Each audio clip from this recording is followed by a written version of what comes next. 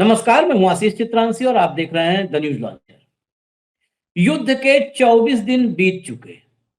पहले ही दिन इजराइल और अमेरिका को सबसे बड़ी कामयाबी मिली थी और वो सबसे बड़ी कामयाबी थी अयातुल्ला अली खामेनेई की हत्या कर दी। ईरान में उनको शहीद का दर्जा मिला और उनकी शहादत पर पूरा ईरान एकजुट हुआ। यही सबसे बड़ी कामयाबी थी और मुझे लगता है कि ईरान के साथ जंग में यही पहली और आखिरी कामयाबी थी। उसमें आप खामेनेई साहब के साथ जोड़ सकते हैं कि उनके और तमाम साथियों को मारा। यही पहली और आखिरी कामयाबी। और इस कामयाबी के पीछे सबसे बड़ी भूमिका सीआईए और मोसाद की मानी गई थी। हमने भी उस दौर में जब चर्चा किया था तो इस पर चर्चा किया था कि सीआईए और मोसाद इतने भीतर तक ईरान में घुस चुके हैं कि उन्होंने इतना सटीक टारगेट सेट करवाया और खामेनेई साहब की शहादत हो गई। हालांकि उसमें यह भी बात गौर करने वाली है कि Ayatollah Ali Khamenei security forces के कहने के बावजूद अपने घर से कहीं निकले नहीं थे। अगर निकले होते, छिपे होते, तब फिर मोसाद और सीआईए की असली परीक्षा होती। लेकिन फिर भी इस बात को हम नकारेंगे नहीं कि ईरान के भीतर बहुत गहरे तक घुस चुकी थी सीआईए और मोसाद। जो प्रोटेस्ट हुए थे खामेनेई के रिजिम के खिलाफ, ये उसी सीआईए और मोसाद की पैठ का नतीजा था। लेकिन खामेनेई की शहादत और वो सारा सीआईए और मोसाद का नेटवर्क कोलैप्स कर गया जब ईरान एकजुट हुआ।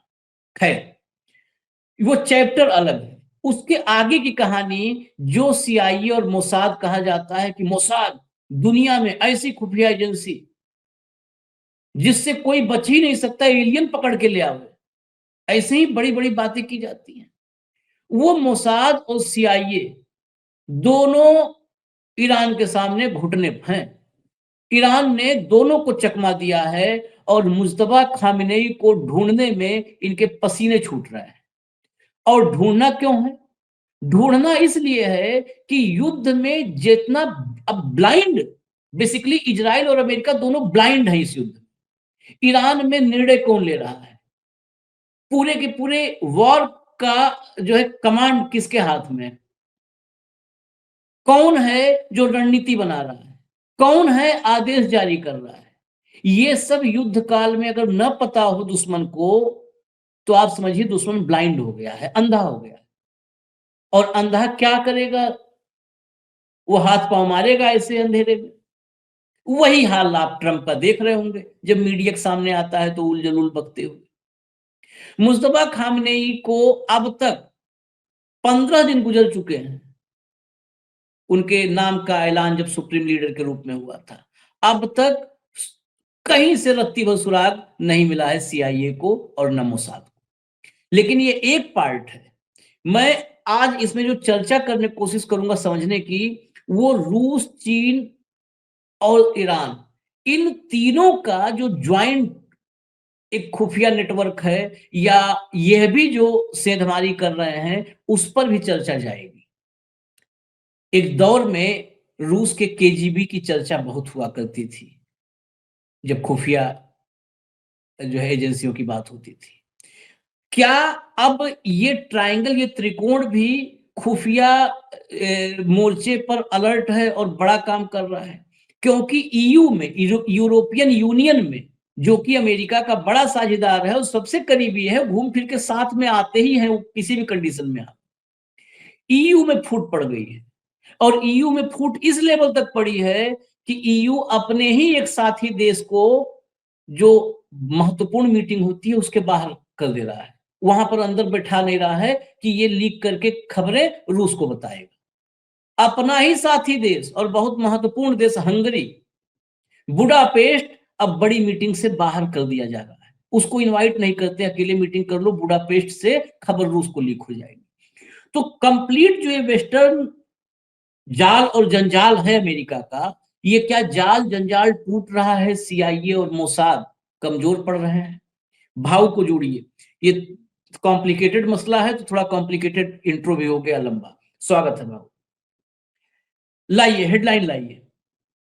एक हेडलाइन इंट्रो शुरू करने के लिए कुछ तो चाहिए, लकड़ी घी।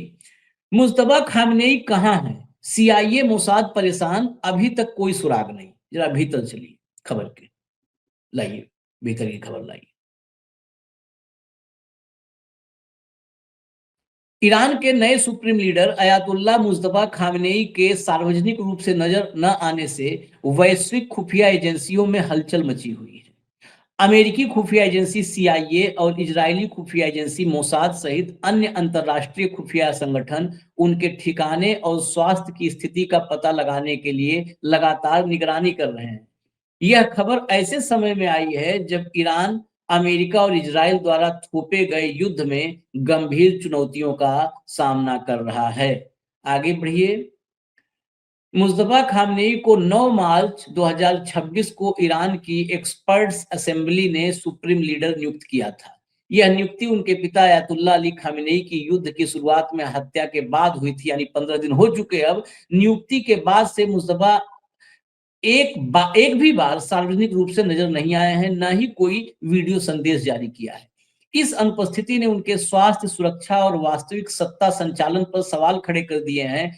ईरानी अधिकारियों ने उनसे मुलाकात की कोशिश की है, जिससे संकेत मिलता है कि वे जीवित हैं, लेकिन उनके सक्रिय रूप से देश का संचालन करने का कोई ठोस सबूत नहीं है। एक वरिष्ठ इजरायली अधिकारी ने एक्सियोस को बताया, हमारे पास कोई सबूत नहीं है कि वास्तव में वही आदेश दे रहे हैं। जो ये इजराइल के अधिकारी ने बताया, यही सबसे बड़ा जो है इस समय दिमाग में उथल-पुथल है अमेरिका और इजराइल के, जो उसने कहा कि हमें मतलब पता ही नहीं है कि वही आदेश दे रहे हैं मुस्तफा खामनेई।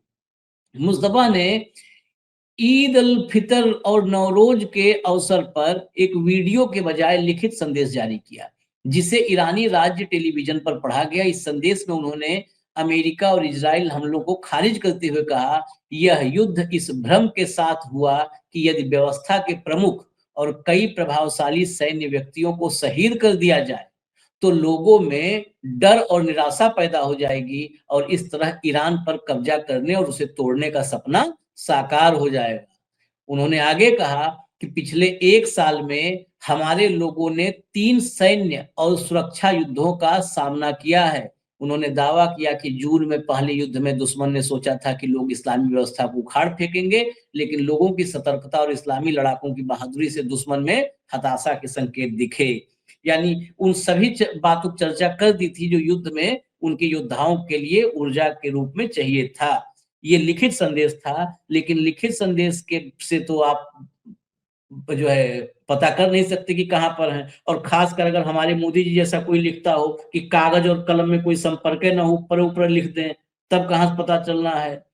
तो इसलिए बड़ी चिंतक विषय है। हम यूरोप वाले पार्ट पे आएंगे, पहले खामनेई वाला, क्योंकि खामनेई मुख्य है। इसके बाद हम उस विषय पर आएंगे कि क्या रूस, चीन और ईरान ने वेस्टर्न जो गठजोड़ है उसके भीतर अपने एजेंट्स बिठा दिए हैं, और एजेंट्स के रूप में आदमी नहीं है, पूरा का पूरा देश ही एजेंट हो गया है। ये बहुत बड़ी खबर होगी, लेकिन पहले खामनेई पर। भाऊ, सीआईए, मोसाद, बड़ी नाम सुना था देखिए इसका। आशीष देखिए आशीष जी, जैसा आपने कहा, मोसाद, नो डाउट मोसाद ने ईरान में बहुत पेनिट्रेशन किया था और लगातार अयतुल्ला अली खमेनेई जो शहीद हुए, उनके ऊपर पहला हमला नहीं था। इसके पहले बहुत घातक हमले हुए हैं। इसके पहले भी ईरानियन बड़े बड़े कमांडर मारे जा चुके हैं और ईरान पे लगातार ऐसा एलिमिनेशन के दौर चलते रहे मोजाज के द्वारा ऑपरेशन करके। लेकिन जब ईरान, अमेरिका और इजराइल का युद्ध फुल फ्लेज शुरू हुआ और अमेरिका पूरी ताकत के साथ युद्ध में उतरा, तब अयतुल्ला अली खमेनेई को सैन्य कमांडरों ने कहा, खासकर आईआरजीसी के तमाम सीनियर लोगों ने, कि आपको हम सेफ कस्टडी में शिफ्ट करते हैं। लेकिन अयतुल्ला खमेनी ने कहा कि ये अंतिम युद्ध है और इस युद्ध में यदि मैं कहीं हाइड आउट में चला गया तो फिर लोग कहाँ रहेंगे? मेरे मेरे लोगों के हाइड आउट की व्यवस्था हो सकती है क्या? सारा ईरान के लिए तो आप व्यवस्था कर सकते हो क्या? हर ईरानी के लिए नहीं कर सकते हो तो आप मुझे शहीद होने दीजिए। और ये बोल के उन्होंने शहादत अपने गले लगाई, इसमें कोई दो मत नहीं है। उसके बाद फिर ये हो गया कि अयतुल्ला अली खमेनी के मृत्यु के बाद और कई पूरी फ्रंट लाइन ही खत्म हो गई थी। उसके बाद अब ईरान सरेंडर होगा, लेकिन फिर मुश्तबा को सर्वोच्च नेता चुना गया। और मुश्तबा को जब सर्वोच्च नेता चुना गया, तो मैं दो तीन चीजों को मैं आपको बिंदु जोड़ना चाहूंगा। जब मुश्तबा को चुना गया, उसी समय आईआरजीसी के कमांडर ने कहा था कि जब तक नया सर्वोच्च नेता नहीं आता, पुराने सर्वोच्च नेता के दिए हुए अंतिम आदेश हमारे लिए ही अंतिम सत्य है और हमें ये युद्ध ईरान को मतलब इजराइल को समाप्त करके ही करना है। और जब इस फॉर्मेट में चले गए, और आप देखिए, एक तरफ आईआरजीसी सिर्फ सर्वोच्च नेता को रिपोर्ट करता है। सर्वोच्च नेता के शहादत के बाद उन्होंने कहा कि उनके आखिरी शब्द ही हमारे लिए आदेश है। इसी बीच नए सर्वोच्च नेता मुश्तबा का ताजपोशी होती है, और जब वो चुने जाते हैं तभी 31 कमांड में आईआरजीसी डिवाइड होती है और हर कमांडर को पूर्ण रूप से अधिकार दिए जाते हैं कि वो अपने विवेक से हमले करे या युद्ध लड़े। और उसमें यदि आपने उस समय एक पॉइंट को नोट किया होगा, उन्होंने कहा कि अब आप एक दूसरे के बीच में कोई कम्युनिकेशन नहीं होगा, क्योंकि कम्युनिकेशन का ही जरिया है जहां से आपका लोकेशन ट्रेस होता है। और इसी के चलते मुश्तबा खेमेनी एक ऐसे जगह हिड आउट में छिपाए गए हैं कि उनका बाहर किसी से संबंध है, ये अभी तक ना मोसाद, ना सीआईए, ना कोई एजेंसी अभी इसको ट्रेस कर पाई। जब ट्रेस नहीं कर पाई तो आप हमेशा, ये नास्तिक वाली बात होगी, भगवान दिखाओ। भगवान दिखा सकते हो क्या? नहीं दिखा सकते हो, तो फिर हम क्यों आस्था रखें? हम नहीं मानते भगवान को। ऐसा ही इनका मुस्तफा मिल नहीं रहे, कहां है पता नहीं पड़ पा रहा है, इसलिए हम बोल सकते कि वो जीवित है कि नहीं है। लेकिन ईरान ने हमेशा शहादत तो एक्सेप्ट किया है। अयतुल्ला अली खमेनी के मरने के बाद भी यदि उनको चुपचाप दफनाया जाता और ये बोला जाता कि वो जीवित है और हाइड आउट में है, तो कहां से आप, क्योंकि अयतुल्ला खमेनी की मरने की पुष्टि सिर्फ इसलिए हुई थी कि उन्होंने मिसाइल गिरा था उस घर पे। डेड बॉडी तो किसी ने दिखाई नहीं थी, कोई परिवार तो दिखा नहीं था। तो फिर ऐसे में आप कैसे कह सकते हो? लेकिन ईरान ने एक्सेप्ट कर दिया। ईरान ने जो उनका कमांडर था लारीजानी, उसकी जब हत्या हुई तो एक्सेप्ट कर दिया, उसका जनाजा निकला, लाखों की तादाद में लोग रास्ते पे थे। ईरान एक्सेप्ट करता है, इसलिए ऐसी जगह हिट हुए हैं कि वो वीडियो भी नहीं बना रहे हैं, उनको लगता है वहां से भी ट्रेस होंगे। वो रिटर्न मैसेज दे रहे हैं, वो किसके थ्रू मैसेज आ रहा है ये इनको समझ में नहीं आ रहा, इसलिए बोलते हैं कि वो आता कि उनका मैसेज है, उनका आदेश है कि नहीं हमको पता नहीं, क्योंकि इनको पता नहीं है और उनको नहीं पता पड़ेगा। सीआईए की कितनी बुरी हालत है, मोसाद तो ठीक है, सीआईए ने तो खुद एक्सेप्ट किया है कि हमको बजट भी चाहिए और रिक्रूटमेंट भी चाहिए, हमारा सब खत्म हो गया, एजेंट वेजेंट सब मारे गए उनके। उनका सीआईए का खुद डिमांड था कांग्रेस के सामने कि हमको रिक्रूटमेंट के लिए लोग चाहिए और हमको बजट भी बढ़ा के चाहिए ईरान के युद्ध के लिए। तो ये जो खुफिया एजेंसी और मोसाद हम कहते हैं, आशीष जी, मोसाद को कम से कम इतना तो देख लेना चाहिए था कि ईरान की कैपेसिटी कितनी है, ईरान के पास क्या क्या युद्ध साहित्य है। आप युद्ध लड़ने जा रहे हैं ईरान के साथ और आपको पता ही नहीं ईरान के पास क्या है। आप आयरन डोम पे खुश थे, अब आधा इजराइल ध्वस्त हो चुका है, तेल अवीव खंडर हो चुका है, और मोसाद को पता ही नहीं था कि ये ड्रोन भी उनके पास है, ये मिसाइल भी उनके पास है। इसका मतलब मोसाद पूर्ण रूप से फेल हो गया था और ईरान इस युद्ध की तैयारी लंबे समय से कर रहा था। मतलब इस युद्ध की शुरुआत होने के पहले 4 लाख टन गेहूं उन्होंने भंडारण किया कि भाई युद्ध लंबा खींचना है तो हमारे पास अनाज भी चाहिए। वो तैयारी में थे, उनको मालूम था कि एक ना एक दिन ये नेतन्याहू जो है वो अमेरिका को मानेगा नहीं, मैं लेके आएगा। तो तैयारी में थे, और तैयारी में थे इसीलिए आपने कल एक ट्वीट पत्रकार का बोला था, दिखाया था और कहा था कि इससे बढ़िया वॉर रिपोर्ट हो ही नहीं सकता कि 2 मिसाइल आपका परमाणु संयंत्र हिट होता है और ये उन हजारों में से 2 है। हजारों मिसाइल अभी पड़े हुए हैं। These are the 2 out of the thousands। मतलब ये 2 ने ये ऐसा अंदाज दिया है, तो ये पूरा आगाज क्या होगा जब 1000 निकलेंगे, तो हजारों की तादाद में। तो ये आज के डेट में अमेरिका, इजराइल, हम लोगों को भी पता नहीं है, किसी को पता नहीं था कि 4000 किलोमीटर वाला मिसाइल है उनके पास। हाँ, किसी को नहीं पता। 2300-2500 कह रहे थे, 4000 हो गया। अब तो मुझे डर है कि कहीं इंटरकॉन्टिनेंटल बैलिस्टिक मिसाइल ने डाक दे कभी है। वही तो, मतलब वही तो आज के रो डेट रहा में है। मोसाद और CIA टोटली फेल हुए ईरान का आकलन करने। और जनरली खुफिया एजेंसी जब आपको पूरा खाका खींच के देती है, पूरा ब्लूप्रिंट बताती है उस देश के पास क्या क्या है, उस हिसाब से आप अपनी रणनीति तय करते हो। मोसाद ने बता दिया कि ईरान के पास कुछ नहीं, खत्म हो गया, एक बार अयतुल्लाह खोमेनी को मारो, कब्जे में हो। इस मूर्खता से ये काम कर गए और फंस गए।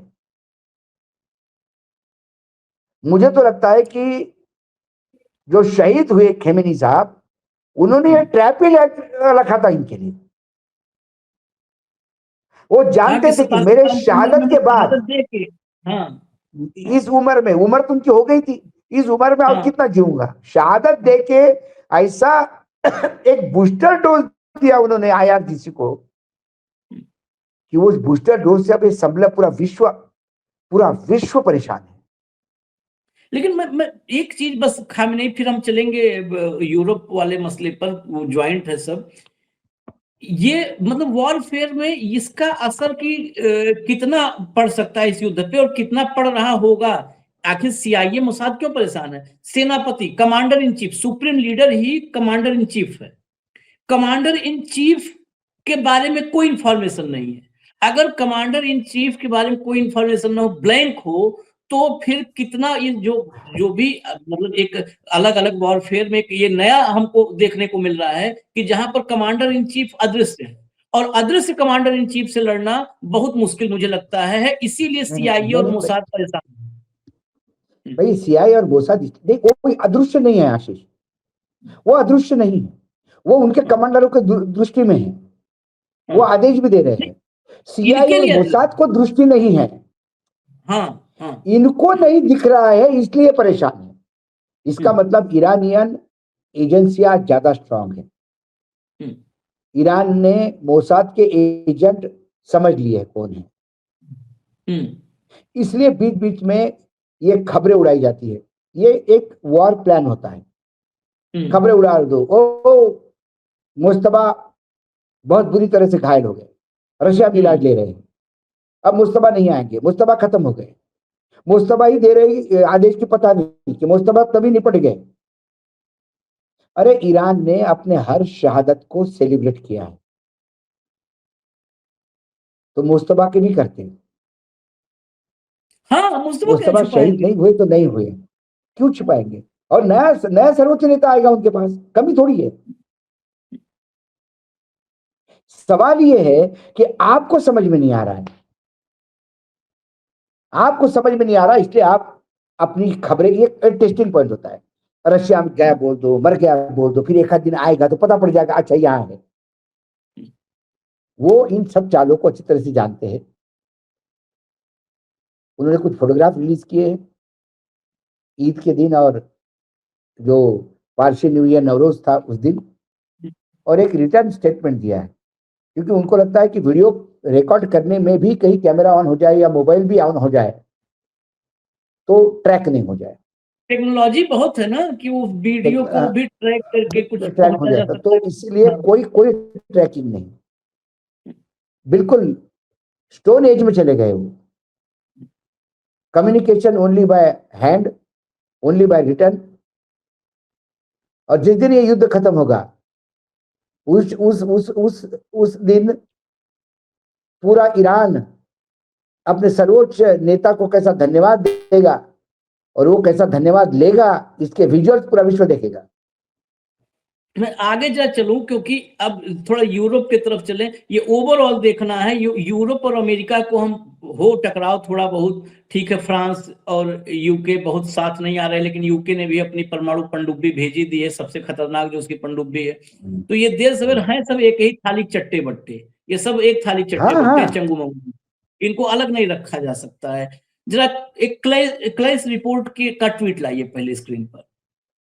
यूरोपीय संघ के देश इस आशंका के चलते हंगरी को संवेदनशील चर्चाओं से लगातार अलग थलग कर रहे हैं कि वह रूस को जानकारी लीक कर रहा है। मतलब एक यहाँ पर कोई एजेंट नहीं है, देश ही एजेंट हो गया। राजनयिकों का कहना है कि बुडापेस्ट के साथ विवरण साझा करने से बचने के लिए छोटे बंद दरवाजे वाले प्रारूपों का उपयोग किया जा रहा है। जरा वो ले आइए आप, हेडलाइन ले आइए। ये बेसिकली ये पॉलिटिको की खबर है, कोई हल्का फुल्का कहीं पर भी गॉसिप नहीं हम लाते हैं। खबर देख करके किसकी, पॉलिटिको की खबर है। पॉलिटिको दुनिया में मतलब सबसे ऑथेंटिक राजनीतिक खबरों के लिए जानी जाती है। ये देखिए इसकी हेडलाइन है, EU cuts Hungary out of sensitive talks over leaking to Russia fears, diplomats says. राजनयिकों का कहना है कि रूस को जानकारी लीक होने की आशंकाओं के चलते यूरोपीय संघ ने हंगरी को संवेदनशील वार्ताओं से बाहर कर दिया है। ये खबर नॉर्मली चर्चा में कोई लेगा नहीं, मुझे लगता है ऐसा, लेकिन ये खबर बहुत बड़ी है कि क्या मतलब पश्चिमी जगत में अब देश ही भेदी हो गए हैं। व्यक्ति भेदी होता है, नेता भेदी होता है, एजेंट होते हैं, खुफिया एजेंट होते हैं, गद्दार होते हैं, स्पाई होते हैं, जो भी होते हैं, लेकिन पूरा का पूरा देश अगर डाउट में आ जाए, संदेह के घेरे में आ जाए, ये आपको मैं नाटो ईयू का बताऊं। ईयू उन ताकतवर देशों का समूह है जिसमें Austria, Belgium, Bulgaria, Croatia, Cyprus, चेक Republic, Denmark, Estonia, Finland, France, Germany, Greece, Hungary, Ireland, Italy, Latvia, Lithuania, Luxembourg, Malta, Netherland, Poland, पुर्तगाल, Romania, Slovakia, Slovenia, Spain, Sweden, ये सारे देश इसमें शामिल हैं।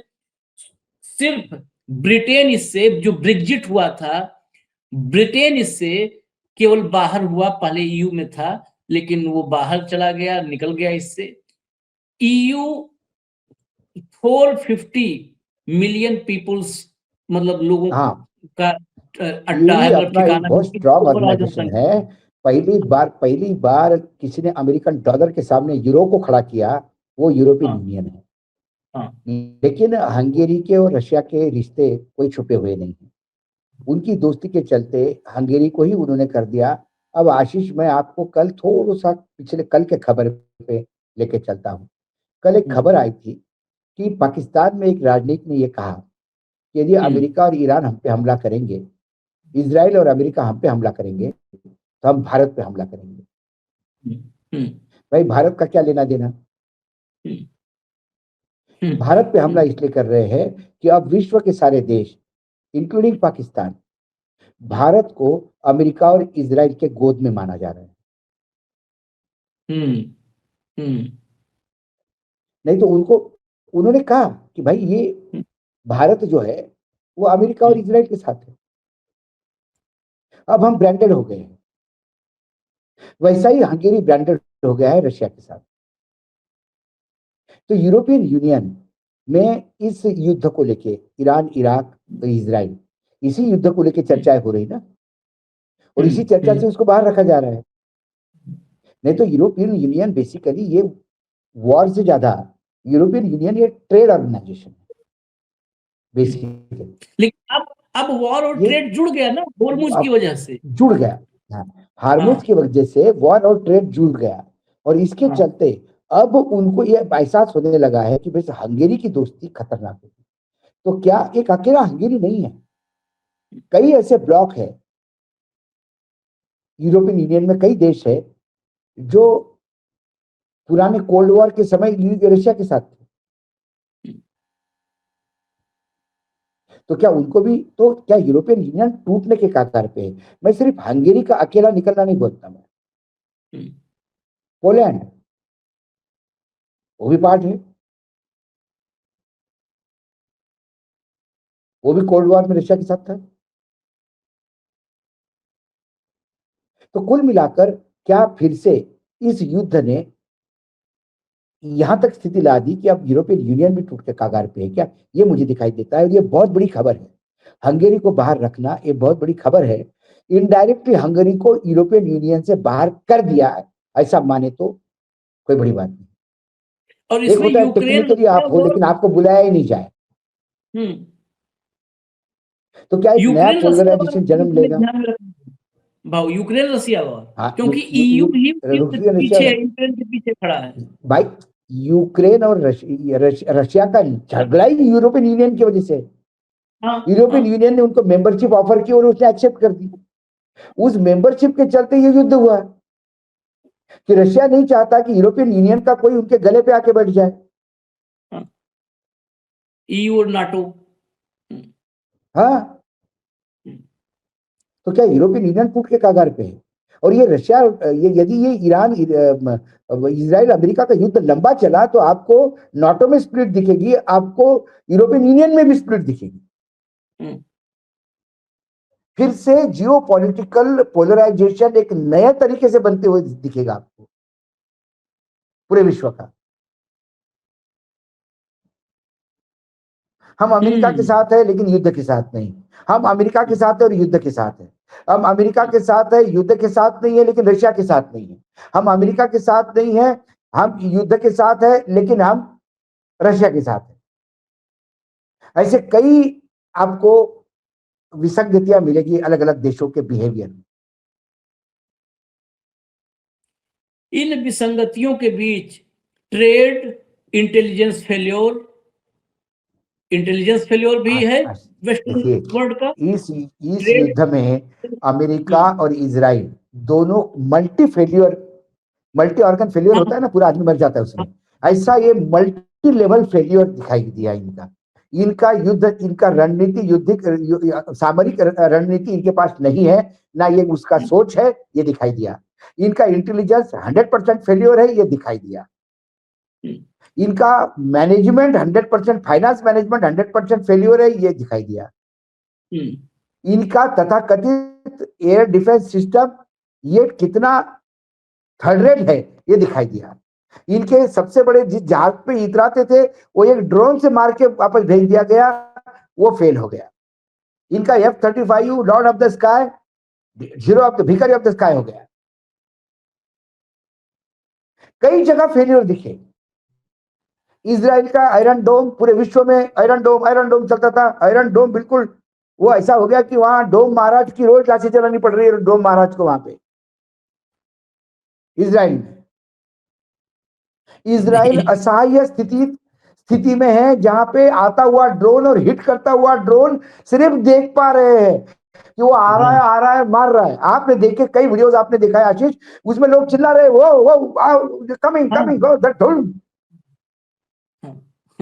असहाय तरीके से। नहीं, चारों तरफ फेल्योर में आखिरी एक फेल्योर की चर्चा हम कर दें बस चलते चलते 1 मिनट में। ये सारा फेल्योर है, इंटेलिजेंस फेल्योर है, फूट पड़ रही है, टूट रहे हैं, बेइज्जत हो रहे हैं, खिल्ली उड़ाई जा रही है। उस बीच में एक और अलर्ट है। इस अलर्ट को इसी कार्यक्रम के हम आखिर में दिखा रहे हैं आपको। हर कार्यक्रम के आखिर में एक अलर्ट तो रहता है।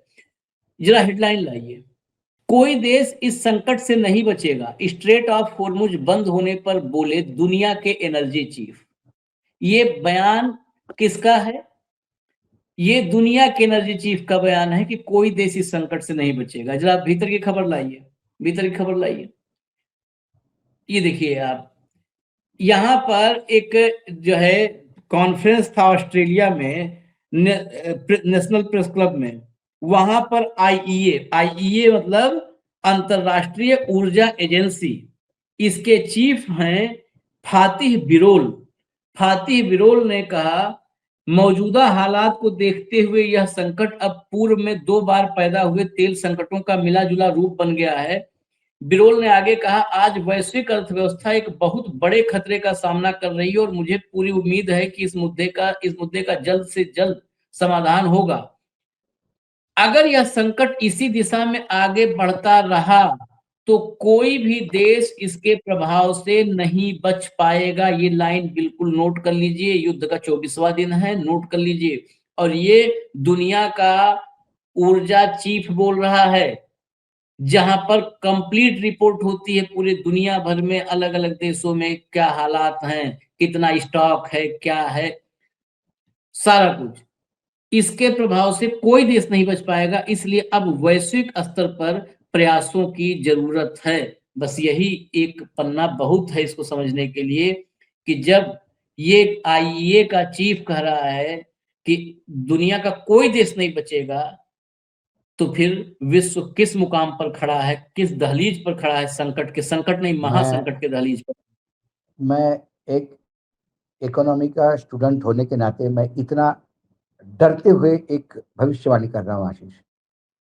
मुझे 2027-28 बहुत बड़ी विश्व मंदी के दौर आता हुआ दिखाई दे रहा है। और ये वो दौर होगा मंदी का जिसमें कई देश दिवालिया घोषित होंगे। ये तेल संकट कीमतें बढ़ने का नहीं, ये तेल संकट तेल के अवेलेबिलिटी का है। यदि खाड़ी के देशों का 70% उत्पादन कम हो गया है, तो आपको जब होता है ना, कभी बोलते हैं कि भाई वहां पे उस एरिया में प्लॉट की कीमत क्या है, बोले क्या कि प्लॉट की कीमत, प्लॉट ही नहीं उस एरिया में। अब नरियमन पॉइंट में मुंबई में या कैनॉट प्लेस में दिल्ली में प्लॉट की कीमत क्या होगी आशीष? उसका कोई कीमत ही नहीं है, क्योंकि माल ही नहीं है, अवेलेबिलिटी नहीं है। जब तेल ही शॉर्टेज होगा तो कीमतें मायने नहीं रखेगी। जब ये कीमतें बढ़ेगी तो बाप बाप होगा। जब इसके कीमतें बढ़ेगी तो डॉलर भी बढ़ेगा। जब डॉलर बढ़ेगा तो और मार पड़ेगी। अभी जब मैं आपसे बात कर रहा हूं, भारत में डॉलर 93 रुपए 92 पैसे हो गया है। अभी भी क्या मैंने रेट देखा, 93 पैसे 92 रुपए, 93 रुपए 92 पैसे। जो 23 पैसे 24 पैसे पे ऑस्किलेट हो रहा था, वो 92 पैसे पे चला गया। ये 94 और 100 पहुंचने में टाइम नहीं लगेगा। तो जब इनपुट, और दूसरी बात क्या है, सारा विश्व का एनर्जी अभी भी क्रूड पे है। ये वो बैटरी और ये सब कहते हैं इसका 2% भी कंट्रीब्यूशन नहीं है, सारा का सारा ऑयल पे है। तो जब ऑयल महंगा होगा तो सिर्फ आपका अर्थव्यवस्था देश की तो चरमरा जाएगी, हर आदमी के पेट पे लात पड़ेगी, क्योंकि ट्रांसपोर्ट महंगा हो जाएगा। इतनी एक एक पेट्रोल की कीमतें बढ़ने से उसके इतने मल्टीपल डायरेक्ट और इनडायरेक्ट इंपैक्ट है कि भिखारी से लेकर राजा तक, भिखारी से लेकर करोड़पति तक इसकी आंच आती है। जब आपके 2 टाइम के जीने के खर्चे बढ़ते हैं तो फिर बाकी जगह आपके स्पेंडिंग जो है कम हो जाती है। और जब स्पेंडिंग कम हो जाती है दूसरी जगह पे, तो फिर वो इंडस्ट्री का पहिया घूमना बंद हो जाता है, फिर मंदी का दौर की शुरुआत होती है।